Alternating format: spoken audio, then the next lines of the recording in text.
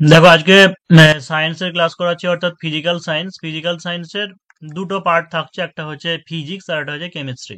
আজকে মেনলি কেমিস্ট্রিটাই করাচ্ছি, বা বলতে পারো যে বেসিক সায়েন্স। এবার প্রচুর পড়াতো, কি কোশ্চেন তাও এখান থেকে দিতে পারে, এটা হচ্ছে একটা বড় প্রশ্ন।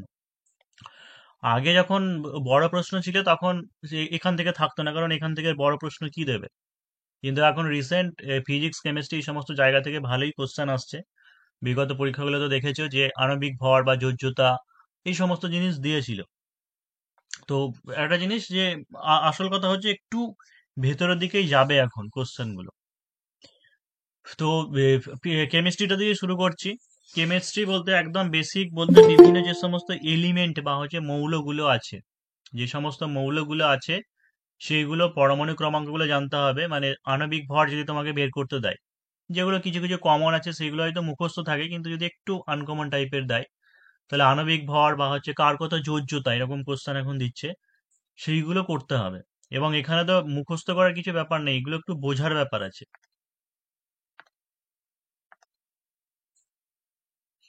তো পরপর কতগুলো কি এলিমেন্ট করতে হবে বলছি, যে প্রথম যে 1 থেকে 20 পর্যন্ত আছে সেইগুলো করতে হবে। আর বেশি যেগুলো আছে তাদের যে তার মধ্যে যেগুলো ইম্পর্ট্যান্ট বা হচ্ছে বেশি বিশেষ পরিচিত সেগুলো জানতে হবে, যেমন সোনা রূপো, তারপর হচ্ছে পারদ সীসা। ওইগুলো একটু বেশি ওদের পরমাণু ক্রমাঙ্ক, কিন্তু ওইগুলো জানতে হবে, সেগুলো আমি বলে দিচ্ছি। তো পরপর করে নিচ্ছে, দেখো যে হাইড্রোজেন, তারপরে হচ্ছে কি হিলিয়াম, এগুলো চিহ্নগুলো মুখস্থ করবে। হাইড্রোজেন হচ্ছে এইচ, তারপরে হিলিয়ামের হচ্ছে এইচই। আগে চিহ্নগুলো বলে দিচ্ছি, লিথিয়ামের হচ্ছে এলআই, বেরিলিয়ামের হচ্ছে বিই, বোরনের হচ্ছে বি। যেগুলো একই জিনিস গন্ডগোল হয়ে যায়, বেরিলিয়াম তো বেরিলিয়াম বোরন মানে ভাবছে দুটোই বি, কিন্তু বেরিলিয়ামের বিই, বোরনের হচ্ছে বি।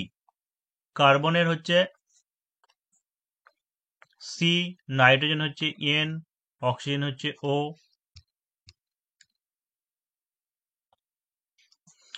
ফ্লুরিনের হচ্ছে এফ, নিয়নের হচ্ছে এন ই।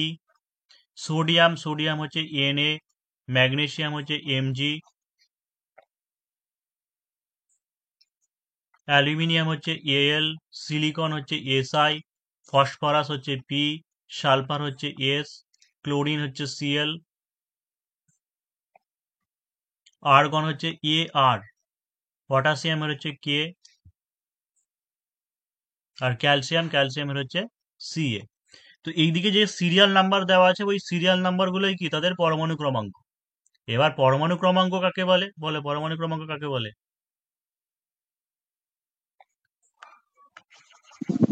যতগুলো প্রোটন আছে সেই সংখ্যক, যতগুলো প্রোটন থাকে একটা মৌল। হ্যাঁ, কোনো মৌলের মধ্যে যত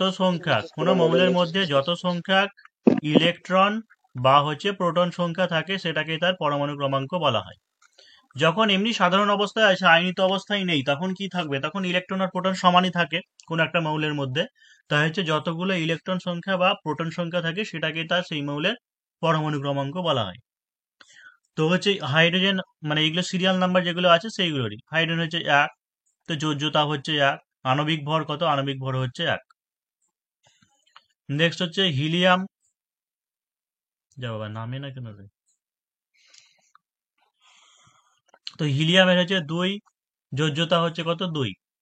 তারপর হচ্ছে লিথিয়াম, লিথিয়ামের কত? পরমাণু ক্রমাঙ্ক হচ্ছে 3। এবার দেখো যে 3 থেকে যখন উঠবে তখন কি হবে। আমাদের যে বিভিন্ন মৌলগুলো আছে তাদের বিভিন্ন কক্ষপথ ধরা হয়, মানে কে কক্ষপথ, এল কক্ষপথ, এইভাবে বিভিন্ন কক্ষপথ ধরা হয়। তো কে কক্ষে সর্বাধিক কটা ইলেকট্রন থাকতে পারে? 2টি। এল কক্ষে সর্বাধিক 8টা, আর এম কক্ষে সর্বাধিক 18টা, এন কক্ষে সর্বাধিক 32টা। অত যাওয়া দরকার নেই, 2, 8, 18 পর্যন্ত মনে রাখলেই হবে। তাহলে এই ক্ষেত্রে লিথিয়ামের কি হচ্ছে পরমাণু ক্রমাঙ্কটা, মানে প্রথম কক্ষে 2টি ইলেকট্রন থাকবে আর দ্বিতীয় কক্ষে 1টি ইলেকট্রন থাকবে। প্লিজ এখন মাইকগুলো বন্ধ করো, যদি আমি এটা করে নিই দিয়ে যদি কোনো অসুবিধা হয় কারো তখন কিছু বলবে। তাহলে শেষ ক্ষেত্রে কি হয়, যোজ্যতা যেটা হয় সেটা হচ্ছে লাস্ট কক্ষে যতগুলি ইলেকট্রন থাকে সেইটা তার যোজ্যতা হয়। তার মানে এই ক্ষেত্রে লিথিয়ামের যোজ্যতা কি দাঁড়াবে? লিথিয়ামের যোজ্যতা হবে 1। বেরিলিয়ামের কত হচ্ছে? 4। ইলেকট্রন বিন্যাসটা তাহলে কি হচ্ছে? 2, 2, মানে প্রথম কক্ষে 2টি, পরের কক্ষে 2টি। তাহলে যোজ্যতা কত হবে? 2।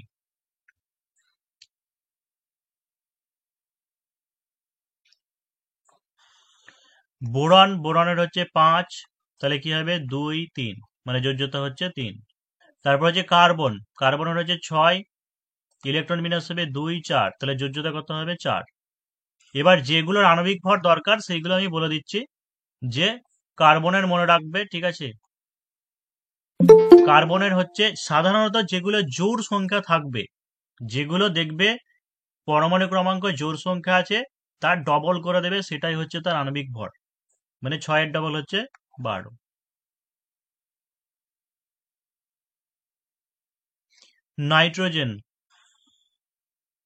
নাইট্রোজেন হচ্ছে 7, 2, স্যার আর 5। একবার বলবেন স্যার ওটা।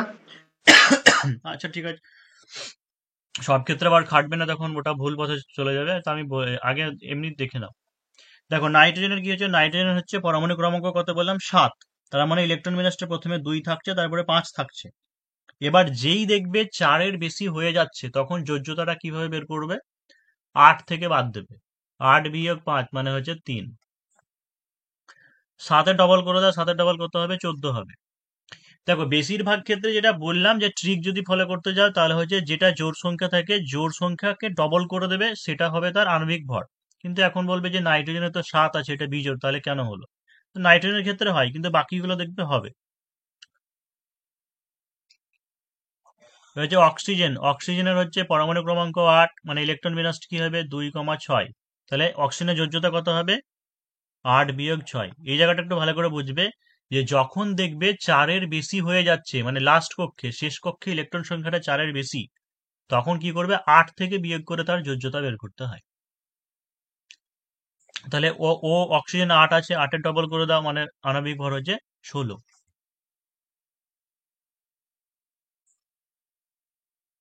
নেক্সট হচ্ছে ফ্লুরিন কত হচ্ছে 9, ইলেকট্রন বিন্যাসটা কি হবে 2,7, মানে প্রথম কক্ষে 2টি, তারপরে 7টা, তাহলে যোজ্যতাটা কত হবে 8 বিয়োগ 7, মানে হচ্ছে 1। ফ্লুরিনের আণবিক ভর অত বের করা দরকার নেই, কারণ ওগুলো থাকবে না। নিয়নের ক্ষেত্রে কি হয়েছে 10, 2,8।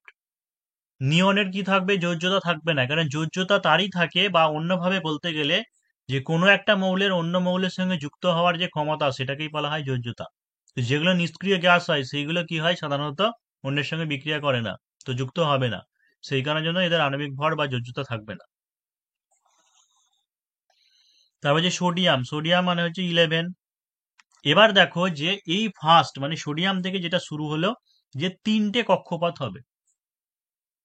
মানে কি বলেছি, যে প্রথম কক্ষপথ কে কক্ষে সর্বাধিক 2টি, এল কক্ষে সর্বাধিক 8টা, এম কক্ষে সর্বাধিক 18টা ইলেকট্রন থাকতে পারে।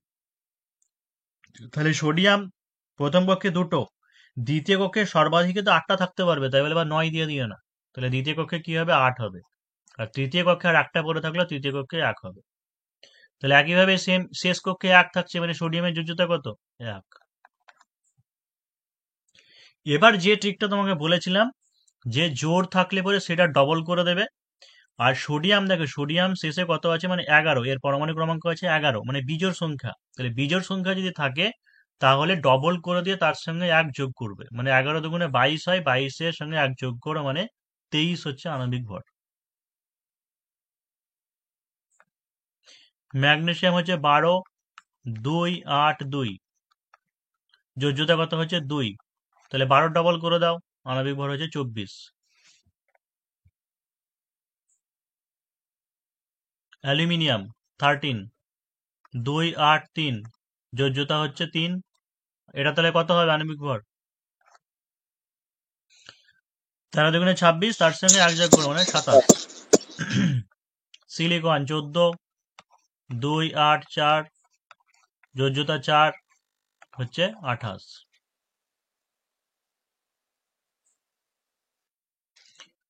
ফসফরাস 15, 2, 8, 5, এর যোজ্যতাটা কত হবে বলো, 3 হবে। মানে বললাম যে 4-এর বেশি যখনই হয়ে যাবে, তখন 8 থেকে বিয়োগ করবে, মানে যোজ্যতা হচ্ছে 3। আর আণবিক ভর হবে 15 দুগুণে 30, তার সঙ্গে 1 যোগ, 31। 31। সালফার তো হচ্ছে 8 বিয়োগ 6, মানে হচ্ছে 2, তার হচ্ছে 32। তারপর আছে ক্লোরিন 17, 2 8 7, যোজ্যতা হচ্ছে 1। হ্যাঁ, এটার ক্ষেত্রে আবার 35 হয় না, কারণ এই ক্লোরিনের কত হয় 35 এক্সাক্ট হচ্ছে 35.46 লেখে, কিন্তু হিসেবের সুবিধার জন্য 35.5ই করবে, 35.5।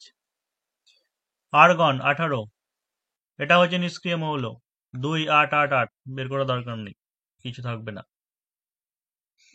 এবার দেখো একটা জিনিস, যেমন সোডিয়াম থেকে শুরু হয়েছিল 3টে কক্ষপথ, এবার পটাশিয়াম থেকে শুরু হবে 4টে কক্ষপথ। কেন? তার কারণটা হচ্ছে পরমাণু ক্রমাঙ্ক 19, তাহলে প্রথম কক্ষে দুটো থাকবে।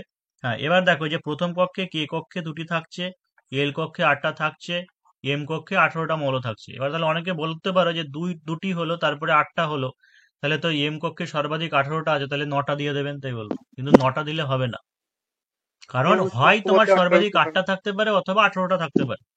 সেই ক্ষেত্রে কি করতে হবে, 2 8, আবার তোমাকে 8 দিতে হবে, তারপরে হচ্ছে 1। তাহলে পটাশিয়ামের যোজ্যতা কত হচ্ছে 1, আর পটাশিয়ামের আণবিক ভর তাহলে কি হবে 19 দুগুণে 38, তার সঙ্গে 1 যোগ মানে হচ্ছে 39। ক্যালসিয়াম হচ্ছে 20, 2 8 8 2 মানে 2 40।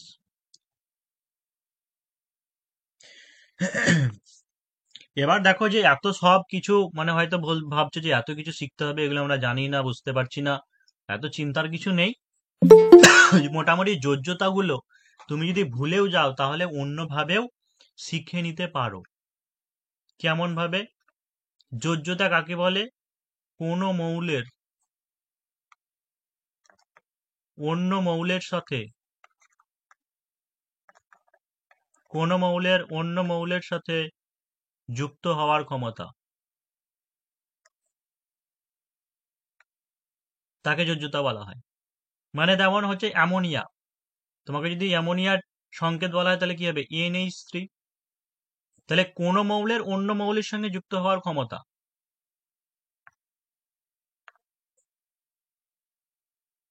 তাহলে NH3 হয়েছে, তাহলে N এর সঙ্গে কে যুক্ত আছে? H যুক্ত আছে। তাহলে N এর সঙ্গে অন্য যে মৌলটা যুক্ত আছে তার কতগুলি পরমাণু আছে সেটাই তার যোজ্যতা। তাহলে N এর সঙ্গে H যুক্ত আছে, H এর সঙ্গে 3 আছে, তাহলে নাইট্রোজেনের যোজ্যতা 3। H এর সঙ্গে N যুক্ত আছে, কিছু নেই মানে 1 আছে, H এর কত হবে তাহলে 1। আমরা তো দেখেছি, এটাই দেখিনি, এটাই পেয়েছি আমরা। এইভাবেও বের করতে পারো।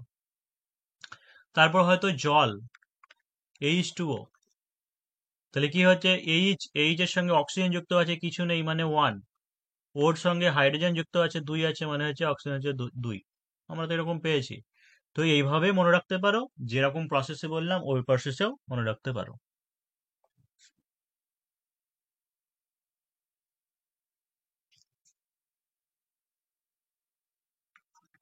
এবার হচ্ছে আণবিক ভর নির্ণয়। যেগুলো কাজে লাগে খুবই, সেইগুলো আমি বলে দিচ্ছি, যে এত মুখস্থ না থাকলে হবে। হাইড্রোজেনের হচ্ছে 1, তারপরে হচ্ছে তোমার অক্সিজেন, অক্সিজেনের হচ্ছে 16, কার্বনের হচ্ছে 12, তারপরে হচ্ছে ক্যালসিয়াম হচ্ছে 40, তারপরে তোমার হচ্ছে Cl 35.5, পটাশিয়াম হচ্ছে 39, ম্যাগনেসিয়াম হচ্ছে তোমার 24, অ্যালুমিনিয়াম হচ্ছে 27। মোটামুটি এইগুলোর মধ্যেই চলে আসে। যেমন একবার দিয়েছিল কার্বন ডাই অক্সাইডের আণবিক ভর নির্ণয় করুন, কার্বন ডাই অক্সাইড। তাহলে কিভাবে নির্ণয় করব? কার্বনের হচ্ছে 12, ঠিক আছে, কার্বনের 12, তাহলে 12 যোগ হবে, মানে যতগুলো মৌল আছে সমস্ত মৌলের, ঠিক আছে, যে আণবিক ভর সেটাকে যোগ করতে হবে, তাহলে কার্বনের 12 হয়ে গেল। অক্সিজেন মানে শুধু ও, একটা অক্সিজেন পরমাণু হচ্ছে কিন্তু কত 16, তাহলে এখানে O2 আছে, তার মানে কি হবে 16 গুণিত 2, তাহলে যে 12 যোগ 32 মানে হচ্ছে 44। জলের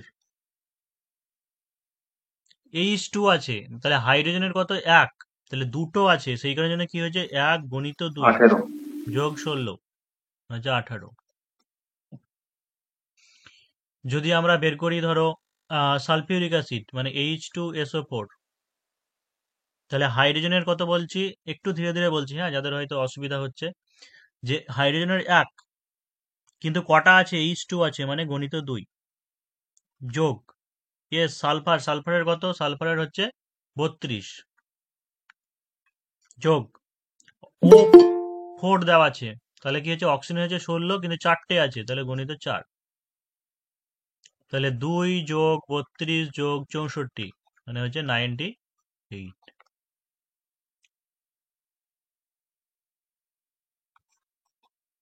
ক্যালসিয়াম কার্বনেট, তোমাদেরকে এটা বের করতে দিলাম, তাহলে করো। সি ধরবে না আবার এটাকে, ঠিক আছে? ক্যালসিয়াম মানে সি তারপরে O3, 3টে আছে একদম 100। তাহলে ক্যালসিয়ামের কত? 40 প্লাস 40 কার্বন, প্লাস 12 কার্বনের প্লাস হচ্ছে 12। 48। আর অক্সিজেন হচ্ছে 3 গুণিত 16, তাহলে 40 যোগ 12 যোগ 12 48 মানে হচ্ছে 48। 60। আচ্ছা, এই যে বলছি, তা মানে কারো অসুবিধা হচ্ছে কি? একটু বলো, তাহলে আমি একটু আরেকটু হয়তো ভেঙে বলবো, মানে বুঝতে পারছে না, মাথার উপর দিয়ে যাচ্ছে, এরকম আছে কি কেউ? লজ্জা করবে স্যার না। ওটা 100 হবে তো 60। হ্যাঁ, হ্যাঁ স্যার, আরেকবার স্যার বলে দিন, মানে এই যে H2SO4 ওইখান থেকে একবার বলুন। H2SO4 মানে হাইড্রোজেনের এক, তাহলে জটা থাকবে H2 আছে, মানে 1 গুণিত 2, মানে যতগুলো পরমাণু থাকবে তার সঙ্গে আণবিক ভরটাকে গুণ করে দেবে। মানে হাইড্রোজেনের এক, কিন্তু দুটো আছে, মানে H2 লেখা আছে বলে 1 গুণিত 2। তারপরে যেমন সালফার আছে, এসটা এখানে লিখিনি, এস এর হয় 32 সালফারের, তার সঙ্গে 32 যোগ। আবার O4 দেওয়া আছে, মানে অক্সিজেনের 16, কিন্তু 4টে আছে বলে 4 গুণ করলাম। এখানে যেমন O2 দেওয়া ছিল, তো অক্সিজেনের 16 হয়, দুটো আছে বলে 2 গুণ করেছি। যদি O3 বলে, ওজন বলে, তাহলে 16 গুণিত 3 হবে।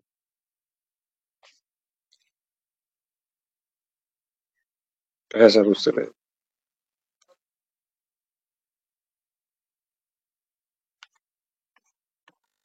ঠিক আছে, এই দুটো তাহলে করে আমাকে একটু দেখাও। শোন, বলো। KClO3 আর হচ্ছে HNO3। অসুবিধা হলো, দেখো সাইডে সব লিখে রেখেছি, কে লেখা আছে, Clও লেখা আছে, আর সব লেখা আছে।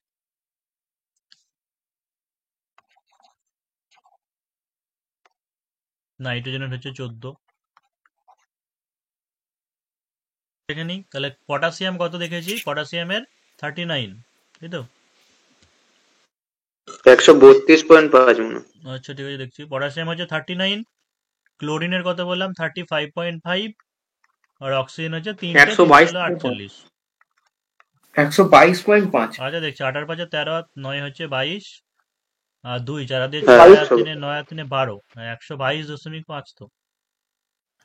এটা 122। নাইট্রিক অ্যাসিড, তাহলে এইচ দেওয়া আছে, মানে 1 প্লাস নাইট্রোজেন কত হচ্ছে 14 প্লাস হচ্ছে 48, 63 হচ্ছে নাকি? 63। দেখো, সংকেত নির্ণয়, আমরা এই সমস্ত জিনিসকে কি করেছি? মুখস্থই করেছি। ছোটবেলা থেকে আমরাও পড়েছিলাম, ঠিক আছে? তখন মুখস্থই করতাম, কারণ কেউ, কোনো টিচার বা কেউ আমাদেরকে বলেও দেয়নি, আমরা ভাবতাম যেগুলোকে মুখস্থই করতে হবে। কিন্তু এই সংকেত নির্ণয়ের কিছু রুলস আছে। কিরকম? যেমন 1 নম্বর হচ্ছে, যে সমস্ত মৌলগুলো, মানে একটা যৌগ কিভাবে গঠিত হয়, যে দুই বা ততোধিক মৌল যুক্ত হয়ে যৌগ গঠন হচ্ছে, তো সেগুলো সংকেত নির্ণয়। যেমন হচ্ছে ক্যালসিয়াম ক্লোরাইড, অর্থাৎ এখানে দুটি আলাদা আলাদা মৌল কি আছে, একটা হচ্ছে ক্যালসিয়াম আর একটা হচ্ছে মূলক, মানে হচ্ছে ক্লোরাইড। তাহলে জানতে হবে যে ক্যালসিয়ামের যোজ্যতা আমরা কত দেখলাম? 2। সোডিয়ামের যোজ্যতা কত দেখেছি আমরা? বলো, সোডিয়ামের যোজ্যতা কত? 1। ম্যাগনেসিয়ামের যোজ্যতা কত হয়? 2। এগুলোকে মনে রাখতে হবে। মূলক যেগুলো আছে, ক্লোরাইড, যেমন ক্লোরাইড মানে কি হয়? Cl মাইনাস, অর্থাৎ একটা আয়ন ত্যাগ করে, মানে একটা আয়ন কি করে, যে হচ্ছে গ্রহণ করে, ক্লোরিন। তো হচ্ছে Cl মাইনাস মানে হচ্ছে 1 যোজ্যতা। তারপরে হাইড্রক্সাইডও মানে হচ্ছে কি OH মাইনাস, মানে হচ্ছে 1। তারপরে আছে ক্লোরাইড, তো হলো সালফেট হচ্ছে কি SO4 2 মাইনাস, মানে SO4 এর যোজ্যতা কত হয়? 2। আরো আছে কার্বনেট মানে হচ্ছে CO3 2 মাইনাস, এটা হচ্ছে 2। তাহলে প্রথমে আছে কি ক্যালসিয়াম ক্লোরাইড, মানে আগে প্রথমে তুমি লিখে দেবে ক্যালসিয়ামের হচ্ছে Ca, তারপরে ক্লোরাইড হচ্ছে Cl, এটাকে লিখে দাও। দিয়ে কি করবে? যোজ্যতা মানে কি বলেছি? যে একটা মৌলের অন্য মৌলের সঙ্গে যুক্ত হওয়ার ক্ষমতা। তাহলে ক্যালসিয়ামের যোজ্যতা কত আছে? 2 আছে, সেটা ক্যালসিয়ামের সঙ্গে লাগবে না, কার সঙ্গে লাগবে? অন্য যে মৌলটা আছে, মানে ক্লোরিনের সাথে লাগবে। ক্লোরিনের সাথে তাহলে কি হবে? CaCl2। CaCl2। এবার ক্লোরিন মানে তো এক এক লেখা দরকার নেই। যদি কথাতেই বলছি, যদি ধরো 3 হতো ক্লোরিনের, তাহলে কি করতাম, ওই 3টাকে এখানে যুক্ত করে দিতাম। কিন্তু 1 হলে লেখার দরকার নেই। এটাই হচ্ছে নিয়ম। আর যদি দেখো যে এই মৌলের সঙ্গে এই যে মূলক আছে, ঠিক আছে, এটা ম্যাচ হয়ে যাচ্ছে, অর্থাৎ এরও 2 এরও 2 বা এরও 3 এরও 3, তাহলে সেই ক্ষেত্রে কোনো সংখ্যাই লিখতে হবে না। সেরকম পেয়ে গেলে আমি দেখিয়ে দিচ্ছি, হয়তো বুঝতে পারলে না, দেখিয়ে দিচ্ছি। ক্যালসিয়াম হাইড্রক্সাইড, ঠিক আছে, ক্যালসিয়াম হাইড্রক্সাইড, তাহলে কি CaOH, তাই তো? সেম একই জিনিস, দেখো যে OH এর কত হয়, 1 হয়, মানে এই একটা লাগবে সি এর সঙ্গে, কিন্তু লেখা দরকার নেই। ক্যালসিয়ামের কত হচ্ছে 2, তাহলে 2টা লাগবে কার সঙ্গে, OH এর সঙ্গে। কিন্তু শুধু OH2 এরকম ভাবে দেবে না, কারণ এখানে ক্লোরিন যেটা আছে, ক্লোরিন হচ্ছে একটা মৌল, Cl ক্লোরিন, কিন্তু হাইড্রক্সাইড মানে যেখানে অক্সিজেন আছে হাইড্রোজেন মিলে তৈরি হচ্ছে, সেই কারণের জন্য এখানে কি করতে হবে, ব্র্যাকেট দিয়ে হোল টু ওয়াইজ, মানে CaOH হোল টু ওয়াইজ। এটা হচ্ছে ক্যালসিয়াম হাইড্রক্সাইড। কিন্তু পরেরটার ক্ষেত্রে দেখো যে সোডিয়াম হাইড্রক্সাইড, তাহলে সোডিয়ামের হচ্ছে Na, হাইড্রক্সাইড কি হয়, OH। এবার এখানে দেখে নিতে হবে এন এর যোজ্যতাও আছে 1, এখানে OH এর যোজ্যতাও আছে কত, 1। তাহলে কিছুই করবো না, 1 তো এমনিতে দিতেও হয় না, বা যদি 2ও হতো দুটোর ক্ষেত্রে তবুও আর কিছু লিখতাম না, মানে শুধু ওই চিহ্নগুলো লিখে দিলেই হয়। নেক্সট সোডিয়াম ক্লোরাইড, মানে NaCl। স্যার বলো। বলছি এখানটায় আগেরটা যেমন OH2 করলেন এটাই হবে না, এটাও তো হাইড্রোক্সাইড আছে। হ্যাঁ, কিন্তু ক্যালসিয়ামের যোজ্যতা 2, সেটা এখানে লেগেছে, আচ্ছা, কিন্তু এখানে সোডিয়ামের যোজ্যতা কত, সোডিয়ামের যোজ্যতা 1, আবার হ্যাঁ, হাইড্রক্সাইডের যোজ্যতা কত, 1, দুটোরই একই সেম। ঠিক আছে, আচ্ছা আচ্ছা। সেম যদি হয় তাহলে তো হবে না, আবার 1 হলে তো হয়